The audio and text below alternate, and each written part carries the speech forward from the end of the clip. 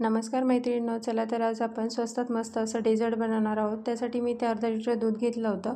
त्याच्यामध्ये आपण custard powder घालून घेतली होती 2 चमचे आणि 2.5 चमचे साखर घालून घेतली होती आणि 1 चमचा आपण त्याच्यामध्ये विलायची पावडर घालून घेतली होती। हे छान असं घट्टसर होईपर्यंत उकळू द्यायचं आहे।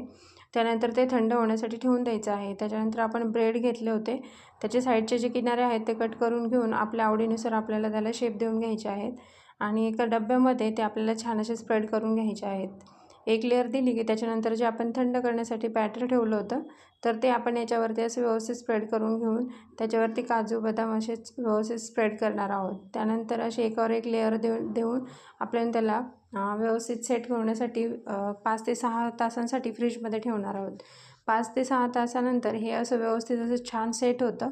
खूप चवीलाही टेस्टी लागतं आणि दिसायलाही खूप रिच दिसतंय। तर एकदा नक्की ट्राय करून बघा आणि चॅनलला नक्की सबस्क्राईब करा।